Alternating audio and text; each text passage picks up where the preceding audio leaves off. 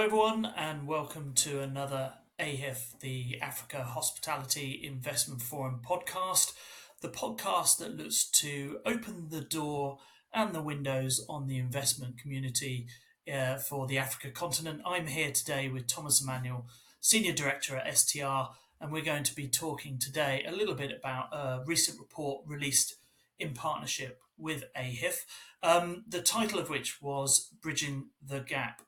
Welcome, Thomas. Thank you very much, Matt. Good to see you. Good to be here. Yeah, it's good to see you again. So, first off, explain a little bit about this particular report and what it was there to do and find. Sure. So I think this report was something we sort of wanted to release almost in the middle of the two AHIFs as such. So just a little bit of a taster, a little bit of an update as to what was happening from a performance perspective across Africa. Hopefully, as I say, sort of whetting the appetite for what's going to go on in Windhoek in June, highlighting some of the various markets. I'm sure we'll talk about that, just how varied a continent even Africa is, and give those, hopefully those that have attended in the past, but those that are thinking about attending as well in the future, a little bit of a taster of what STR will be there presenting in Windhoek in 6 months or so. So just sort of little mid-interval taster for what's happening across the region. And so, from that, what were the findings? What does it sort of tell us about Africa at this point in time? So I think it's, you and I have been working on this conference for a long time and working in Africa for a long time. And I think the first thing is, we always say it, but Africa is so diverse. Like you cannot generalize in any way, shape, or form. No two countries, even no two cities are performing the same. If we look at what's happening in Europe, you can kind of generally say, across Western Europe this is happening or what have you. But Africa is a completely different situation, and I think that shines through straight away. But if we do try and look at things on sort of a bit more of a holistic level, just to sort of set the scene, the pattern from a performance perspective is actually a very, very familiar one for those that look at performance across the world. So what we're seeing is occupancy-wise, we're nearly there when you index on 2019, but not quite. And to give you some example, if we sort of just look at the north of the continent, year to date for September, it was 96% recovered. Southern Africa, 99% recovered. So we're pretty much there when you consider new supply coming into the market. The continent is sort of back pretty much to the levels that we saw prior to the pandemic. And of course, as we all know, 2019 was a bit of a stellar standout year for our industry as a whole.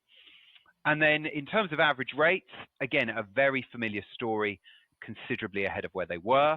And that's obviously driving RevPAR, which again is well ahead of 2019 levels. So the good news is that the continent's back.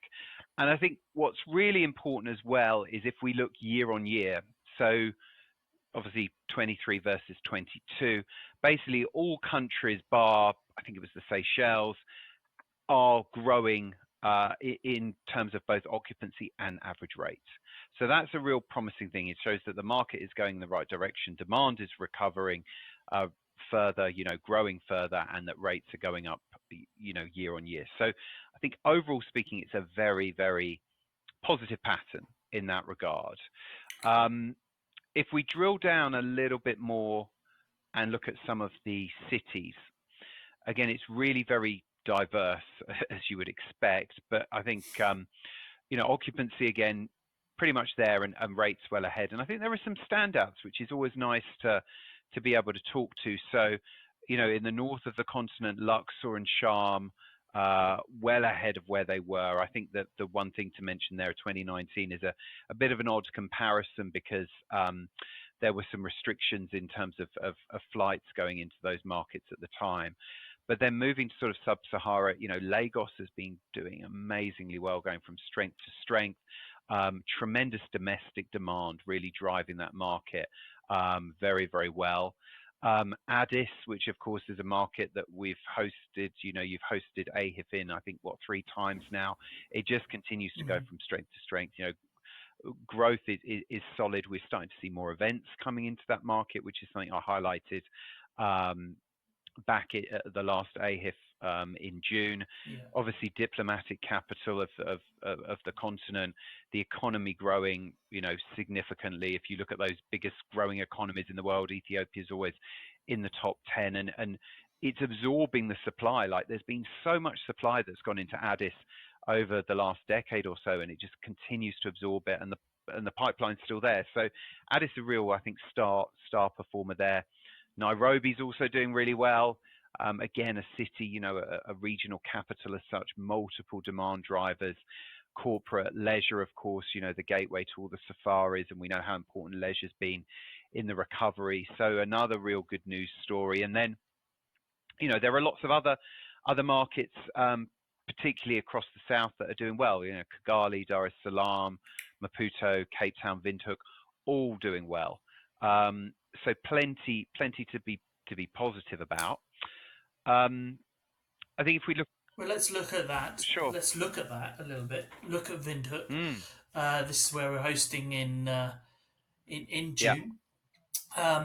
What's their what's Namibia looking like? And let's dig a bit deeper into the SADC region. Tell us a little bit about what's going on in the region.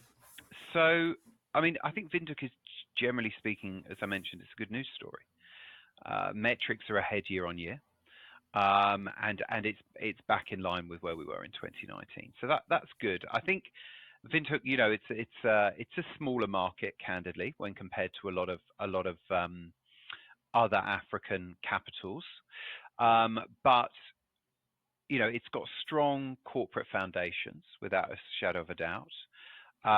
Very much, the center of Namibia holistically, and we do see, in other countries, obviously there are many centers, but I think Windhoek really is the center there. As I said, strong corporate demand, that very buoyant and very important mining and energy sector, which keeps that consistent level of demand coming in. And I think there's a growing tourism base as well. The country's got so much to offer, and I think the fact that the Namibians were so keen to get AHIF to the city as well, I think really, it says a lot. It says a lot about ambition and, how much they want to grow, and the fact that, getting, the predominant hospitality investment conference to the country was a big thing that they wanted to do. So I think Windhoek is a good news story, and I'm confident that it will continue to be. Across the rest of that region, I mentioned previously, a lot of those good news stories were taking place across the Southern African Development Community. Of course, it's market dependent. We know that about Africa, and I mentioned that previously. But again, the same pattern emerges. Occupancy demand there or thereabouts versus that stellar 19 year, but growing year on year, and then average rates well ahead. And I think we see that across the board. The standout, really, I think, Cape Town is doing incredibly well. It's had its issues over recent years, as we know, but ultimately, I think leisure is playing a big part in that. Of course, it's a hot leisure destination, and if we look across the world, those leisure markets have continued, have done really very, very well. We still talk about corporate demand returning, and it is, and it's pretty much back. But leisure's well ahead, so that obviously helps a market like Cape Town, which then also has the other demand drivers from the corporate and the MICE perspective as well. So, overall, I think that the southern part of the continent looks to be in a pretty solid spot. Do you get? You mentioned obviously with Lagos being driven by the sort of local from a regional base. Are you getting the impression this is across Africa as well? Is there more involved? Is there more bookings coming from that community, or is it difficult to tell at this stage? Well, at STR, we don't track the source of the guests, so I don't have any sort of empirical data as such to back it up. But I think what it is safe to say is and this has been talked about for a long time, the growing middle class in Africa, those that have more disposable income, are, it's only going to increase, right? That domestic or regional demand is only going to increase. I think, of course, generally speaking, where you see markets doing better in Africa, there's a nice mix of sort of that domestic and international demand base. But ultimately, yes, I mean, I think we're only going to see that as a source of business for African hotels increasing in the years to come as prosperity and disposable income becomes greater for a larger percentage of the population. I suppose you mentioned Ethiopia and Kenya and the recovery in South Africa. What links those three is airlines.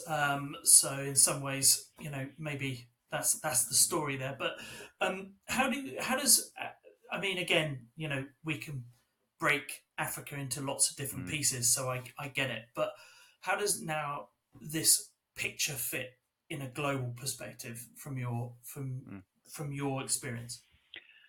I think Africa fits actually really neatly into the global perspective because it is in line in terms of where we've come back from. And I don't want to constantly harp back to 2019, but it is still, I think for this year, it's still an important comparison. I think next year we won't be looking back at that so much. It'll be fully year on year. But I think generally speaking, it sits neatly because what we are seeing is basically that demand picture is recovered. Supply has gone up a little bit, so occupancy is not quite as high as we might have liked, but it's pretty much where it was. And rates, just as we've seen right across the world, have gone up significantly. So Africa is actually very much in line with what we see in the global picture. There are some, like the Middle East, probably a little bit further ahead, but ultimately, it is in line. And I think that's a real positive because it is a very different hotel market to many others.